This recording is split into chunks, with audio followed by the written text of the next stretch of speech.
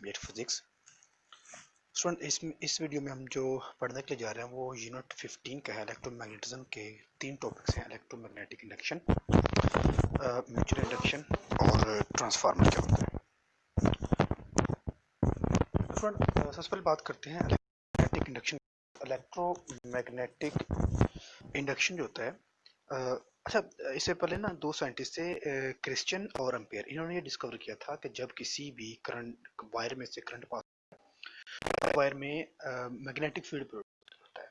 ये हम पीछे पढ़ भी चुके हैं। लेकिन उसके बाद माइकल फैराडे ने एक्सपेरिमेंट किया। उसने कहा कि इसका रिवर्स प्रोसेस भी है कि अगर करंट के पास होने से मैग्नेटिक फील्ड ना, तो मैग्नेटिक फील्ड करंट हो सकता है। ठीक है, तो माइकल फैराडे ने इसका रिवर्स प्रोसेस किया, जिसके नतीजे में उसने ये कहा कि सपोज कि हमारे पास मैग्नेट है और ये जो लाइन नजर आ रही है मैग्नेटिक फील्ड लाइन है, और ये आपके पास हमारा एक कॉइल है।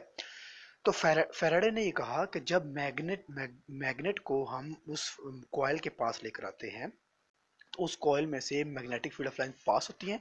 अब उन मैग्नेटिक फील्ड ऑफ लाइंस के पास होने की वजह से इस कॉइल में करंट प्रोड्यूस होता है। ठीक है, तो इस तरह इसने कहा कि अगर अगर वो एरिया, जैसा कि ये हमारे पास एक कॉइल है, ये जो आपको एरिया नजर आ रहा है एक ये कॉइल है, और फिर उसको हमने डायरेक्शन ये चेंज की है। उसने कहा कि अगर ये जो एरिया है ये हम मैग्नेटिक फील्ड ऑफ लाइंस के परपेंडिकुलर डायरेक्शन में रखें तो मैक्सिमम नंबर ऑफ लाइन जो है वो पास कर सकते हैं। लेकिन अगर हम इसकी डायरेक्शन चेंज कर दें कि वो जो कॉइल है उसको हम फील्ड ऑफ लाइंस के पैरेलल की डायरेक्शन में रख दें, तो हमारे जो फील्ड ऑफ लाइंस हैं वो मिनिमम पास करेंगे। ठीक है, उसके बाद एक्सपेरिमेंट नंबर हम 1 देख लेते हैं कि induce current in a coil कैसे होता है। कि हमारे पास एक कॉइल है, ठीक है, इस कॉइल के साथ हमने एक गैल्वानोमीटर भी अटैच कर रखा है ताकि हमें पता चल सके कि इसमें से करंट पास करता है, करंट या नहीं होता। अब ये जो कॉइल है ये सिर्फ गैल्वानोमीटर से अटैच है, किसी बैटरी किसी सेल के साथ अटैच नहीं है। तो हमारे पास एक मैग्नेट है। मैग्नेट के दो पोल होते हैं, एक नॉर्थ पोल और एक साउथ पोल। नॉर्थ पोल से मैग्नेटिक फील्ड ऑफ लाइंस निकलती हैं और साउथ पोल में magnetic field of lines and होती हैं। अच्छा, तो जब इस मैग्नेट को हम इस कॉइल के इन साइड लेकर जाएंगे, जिस तरह कि अब फिगर 2 में नजर आ रहा है, फिगर 3 में नजर आ रहा है। फिगर 1 में हम इन साइड लेकर जा रहे हैं, फिगर 2 में आपको इन साइड नजर आ रहा है, और फिगर 3 में उसको हम आउट कर रहे हैं। यानी कि हम इस मैग्नेट को कॉइल के in and out, in and out, in out, in out करते रहेंगे। तो जिसके नतीजे में जो मैग्नेटिक फील्ड ऑफ लाइंस हैं वो इस कॉइल में कभी मैक्सिमम पास होंगी, कभी मिनिमम पास होगी। यानी कि जब इन करेंगे तो maximum field of lines, back करेंगे तो मिनिमम फील्ड ऑफ लाइंस। ठीक है, तो फील्ड ऑफ लाइंस जो है, जो मैग्नेटिक फील्ड ऑफ लाइंस है वो चेंज हो रही हैं। ठीक है, तो मैग्नेटिक फील्ड ऑफ लाइंस के चेंज होने की वजह से जो गैल्वानोमीटर है वो शो करेगा कि अब इस कॉइल के अंदर करंट प्रोड्यूस हो रहा है। ठीक है, ये एक्सपेरिमेंट था माइकल फैराडे का कि जब हम मैग्नेट कि हम कॉइल में से करंट पास करने से मैग्नेट प्रोड्यूस होता है, तो मैग्नेट के पास करने से कॉइल में करंट भी प्रोड्यूस होता है। राइट, इस तरह हमारे पास एक्सपेरिमेंट नंबर 2 है कि ये कॉइल है, इसके दोनों टर्मिनल को गैल्वानोमीटर से अटैच किया हुआ है, और इसे कॉइल के इनसाइड हम मैग्नेट को मूव करवाते हैं। याद रखना कि मैग्नेट को मूव करना पड़ता है, मैग्नेट स्टिल रहे तो करंट प्रोड्यूस नहीं होता। तो ये जो मैग्नेट हाथ में पकड़ा हुआ है ये मूव करवाते हैं, इन आउट डायरेक्शन में मूव करवाते हैं, तो जिसकी वजह से इस कॉइल के अंदर करंट प्रोड्यूस होता है और ये गैल्वानोमीटर के ऊपर हमें नीडल शो करती है। क्लियर?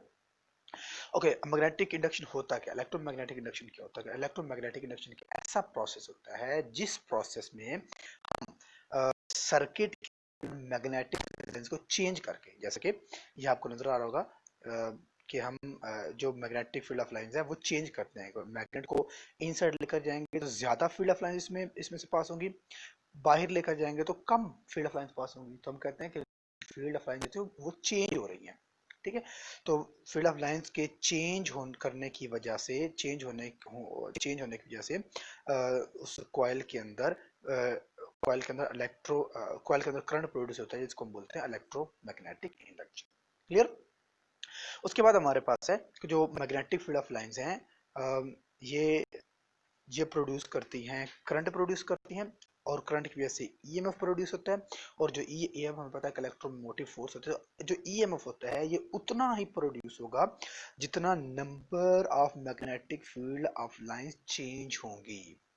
ठीक है, स्टिल नहीं होगी, चेंज होती रहेगी। जितनी ज्यादा चेंजिंग आती रहेगी उतना ज्यादा इस कॉइल में ईएमएफ होता रहेगा। ईएमएफ प्रोड्यूस होना मतलब करंट प्रोड्यूस, ठीक है। तो याद रखना है कि ईएमएफ जो होता है वो डायरेक्टली प्रोपोर्शनल होगा rate of change of number of magnetic field of lines. उसके बाद हमारे पास है कि जो ईएमएफ होता है वो डिपेंड किस पर करता है, जो प्रोड्यूस होता है। तो ईएमएफ डिपेंड करेगा, हमारे 2 से 3 फैक्टर्स हैं। पहला फैक्टर कि इस मैग्नेट जो हम यूज कर रहे हैं कितनी ज्यादा स्ट्रेंथ का है।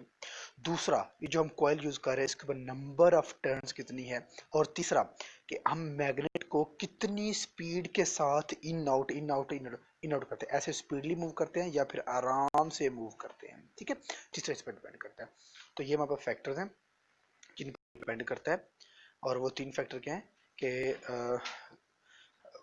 जो मैग्नेटिक की स्ट्रेंथ कितनी है, कॉइल की टर्न्स कितनी है, और तीसरा रिलेटिव मोशन पर डिपेंड करता है। इसके बाद हमारे पास है Lenz's law. Lenz's was a scientist. इसने ये कहा कि जब इसने ये कहा था इसने कहा था कि जब किसी भी कॉइल के अंदर करंट प्रोड्यूस हम करवाते हैं मैग्नेटिक फील्ड यूज करके, तो उस करंट के अंदर मौजूद उस कॉइल के अंदर मौजूद जो ईएमएफ होती है वो अपने सोर्स को अपोज करती है। That's called Lenz's law. An induced current in a closed conductor will appear in such a direction that it opposes the change that produced it, ठीक है। वो हमेशा अपने चेंज को अपोज करती है। उसके बाद हमारे पास है म्यूचुअल इंडक्शन। तो म्यूचुअल इंडक्शन क्या होती है? तो स्टूडेंट समझने के लिए हम ये कहते हैं कि म्यूचुअल का मतलब होता है दो या दो से ज्यादा इश्तराक का होना। इंडक्शन यानी कि इंड्यूस होना, यानी कि आप ये समझ लें कि म्यूचुअल इंडक्शन के दो होते हैं जिसमें दो मिनिमम चीजें हम लेते हैं और दोनों को एक दूसरे से फायदा होता है। That's called mutual induction. अब हमारे पास 2 तरह की कॉइल है। एक है कॉइल 1, इसको हम प्राइमरी कॉइल का नाम भी देते हैं। एक है कॉइल 2, इसको हम सेकेंडरी कॉइल का भी नाम देते हैं। ओके, अब जो प्राइमरी कॉइल है इसमें से जब हम करंट पास करवाएंगे तो इस कॉइल के अंदर मैग्नेटिक फील्ड प्रोड्यूस होगा। अब ये जो मैग्नेटिक फील्ड है ये पास पड़ी हुई दूसरी कॉइल में से जब पास करेगा तो दूसरी कॉइल में खुद ब खुद करंट प्रोड्यूस हो जाएगा। दैट्स कॉल्ड म्यूचुअल इंडक्शन, ठीक है। यानी कि एक एक कॉइल में से करंट पास होने की वजह से जब उसका फ्लक्स जब उसका फील्ड ऑफ लाइन दूसरी पास पड़ी करंट में से कॉइल में से पास होगा तो उस दूसरी कॉइल में भी करंट प्रोड्यूस हो जाएगा, जिसको हम डिटेक्ट कर सकते हैं galvanometer. That's called mutual induction. तो म्यूचुअल इंडक्शन हमारे पास है the process of production of induced current in one coil. एक कॉइल में करंट का प्रोड्यूस होना due to the change in neighbouring coil is called mutual. एक कॉइल में जब हम करंट चेंज करते हैं पास पड़ी कॉइल में करंट प्रोड्यूस होता है, दैट्स कॉल्ड म्यूचुअल इंडक्शन। अब इसकी एग्जांपल हम ये ले सकते हैं कि कोरोना, अगर एक बंदे को कोरोना है तो वो साथ जब किसी दूसरे को टच करेगा तो पहले बंदे से कोरोना वायरस शिफ्ट हो जाएगा दूसरे बंदे में। That's called mutual induction. उसके बाद हमारे पास है ये वही फैक्टर अफेक्टिंग इंड्यूस्ड ईएमएफ क्या होते हैं कि स्पीड, जितनी स्पीड से हम मैग्नेट को मूव करवाएंगे मैग्नेट की स्ट्रेंथ कितनी होगी और नंबर ऑफ टर्न्स हमारे पास कितनी होगी। उसके बाद हमारे पास है ट्रांसफार्मर। ट्रांसफार्मर क्या होता है? ट्रांसफार्मर तो सबको पता होगा कि गली मोहल्ले के चौराहे में ट्रांसफार्मर लगा होता है। इसका होता है कि ये वोल्टेज और या फिर करंट को ऑल्टरनेटिव एसी वोल्टेज या एसी करंट को डिक्रीज या इंक्रीज करने, ठीक है। ओके, ये हमारे पास कुछ डायग्राम है उस ट्रांसफार्मर की। हम लोग देख सकते हैं कि कॉइल यूज हो रही है। एक ये कॉइल है, एक ये कॉइल है, एक ये कॉइल है, इस तरह एक और आगे कॉइल लगी है। ओके, अब इसमें ना 2 कॉइल यूज होती है। एक कॉइल होती है जिसको हम बोलते हैं प्राइमरी कॉइल, जो पहले वाली कॉइल है, और एक होती है जो दूसरी कॉइल जिसको बोलते हैं सेकेंडरी कॉइल। अब जो प्राइमरी कॉइल होती है ये अटैच होती है अपने सोर्स के साथ, यानी कि ग्रिड स्टेशन के साथ। ग्रिड स्टेशन मतलब डैम के साथ जहां से करंट प्रोड्यूस होती है, ठीक है। तो ये उसके साथ अटैच होती है। जो सेकेंडरी कॉइल होती है ये आपके घर, आपके मीटर, आपके होम अप्लायंस के साथ अटैच होती है। ओके, हमने म्यूचुअल इंडक्शन में ये पढ़ा हुआ है कि जब हम स्कैन पहली कॉइल में करंट पास करवाते हैं तो पहली कॉइल में मैग्नेट प्रोड्यूस होता है, मैग्नेटिक फील्ड प्रोड्यूस होता है। तो ये मैग्नेटिक फील्ड जब दूसरी साथ पड़ी दूसरी कॉइल में से पास होगा तो उस कॉइल में ऑटोमेटिक करंट प्रोड्यूस होगा, ठीक है। पहली कॉइल को प्राइमरी कॉइल, दूसरी कॉइल को secondary coil. Okay, the transformer contains 2 coils that are wound around the short wire core. The alternative current यानी कि एसी करंट जो होता है वो प्राइमरी कॉइल जिसको इनपुट कॉइल कहते हैं वो मैग्नेटिक फील्ड प्रोड्यूस करता है। और उस मैग्नेटिक फील्ड के प्रोडक्शन की वजह से जो दूसरे वाली कॉइल जो सेकेंडरी कॉइल है उसके अंदर करंट प्रोड्यूस हो जाता है। क्लियर? ओके, जब करंट प्रोड्यूस होता है ना, देखिए इसमें आपको नजर आ रहा होगा एक प्राइमरी कॉइल एक सेकेंडरी कॉइल। प्राइमरी कॉइल के नंबर ऑफ टर्न्स कम है, यानी कि 1 2 3 4 5। इसमें कितनी है? 1 2 3 4 5 6 7 8 9 10। जो सेकेंडरी कॉइल है इसमें नंबर ऑफ टर्न्स ज्यादा है और जो प्राइमरी कॉइल है उसमें नंबर ऑफ टर्न्स कम है। ओके, अगर प्राइमरी कॉइल में नंबर ऑफ टर्न्स कम है और सेकेंडरी में ज्यादा है तो इसको हम कहेंगे स्टेप अप ट्रांसफार्मर, क्योंकि इसने अब जो हमें आउटपुट देनी है वो ज्यादा देनी है। क्यों? क्योंकि सेकेंडरी कॉइल में नंबर ऑफ टर्न्स ज्यादा है। ठीक है, तो ये हमें देगा ज्यादा आउटपुट, मतलब हम इसको कहेंगे स्टेप अप अप कर रहे हैं, आप स्टेप अप ट्रांसफार्मर। अगर ये प्रोसेस रिवर्स हो जाए, प्राइमरी कॉइल की नंबर ऑफ टर्न्स ज्यादा हो जाए और सेकेंडरी कॉइल की नंबर ऑफ टर्न्स कम हो जाए, तो ये हमारे पास हो जाएगा स्टेप डाउन ट्रांसफार्मर, क्योंकि इस अब के बाद जो हमें ये आउटपुट देगा वो कम देगा, हमें आउटपुट मिलेगा जो मिलेगा वो कम मिलेगा। ठीक है, तो ये ट्रांसफार्मर स्टेप अप और स्टेप डाउन लगाए जाते हैं अपने रिक्वायरमेंट के। एरिया ज्यादा है, मोहल्ला ज्यादा है, उस मोहल्ले में घर ज्यादा है तो वहां पर स्टेप अप ट्रांसफार्मर लगाया जाता है, और अगर एक दो घर है तो वहां पर स्टेप डाउन ट्रांसफार्मर लगाया जाता है, ताकि जितनी इलेक्ट्रिसिटी जितने वोल्टेज रिक्वायर्ड है उतने ही घरों को प्रोवाइड किया जा सके। राइट? ओके, इसके बाद हमारे पास ये दो तरह की कॉइल, अगेन वही बात है कि ये हमारे पास प्राइमरी कॉइल होती है और ये हमारे पास सेकेंडरी कॉइल होती है। I P, I stand for current, P stand for primary, यानी कि प्राइमरी कॉइल में current. I stand for current, S stand for secondary, secondary coil में current।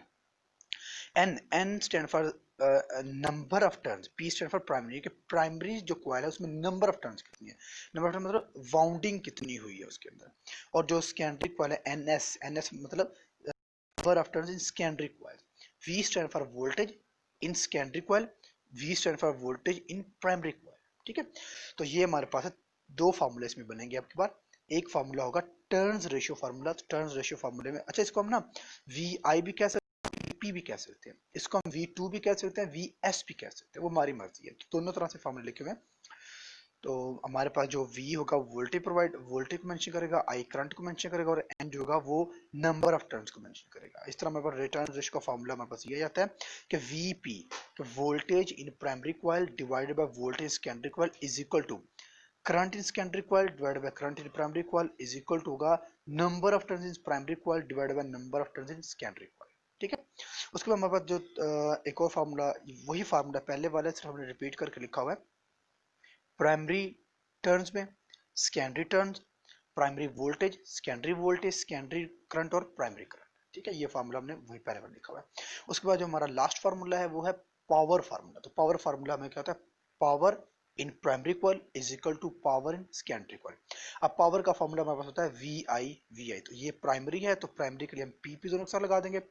तो ये इसको हम चेंज करेंगे कि जो चीज़ हमने मालूम करनी है, जैसे क्या अगर हमने आई एस मालूम करना हो तो वी एस को इधर वी एस इधर मल्टीप्लाई हो रहा है, इधर आकर डिवाइड हो जाएगा, तो ये फार्मूला में बनेगा। तो इसको हम यू भी चेंज कर सकते हैं कि आई पी जो है वो इधर मल्टीप्लाई हो रहा है, इधर आकर डिवाइड हो जाएगा, तो ये मतलब फाइनल फार्मूला आ जाएगा। ये है पावर की फॉर्म में, और जो ये वाला है ये है नंबर ऑफ टर्न्स की फॉर्म। दोनों फार्मूले अपने याद रखने हैं।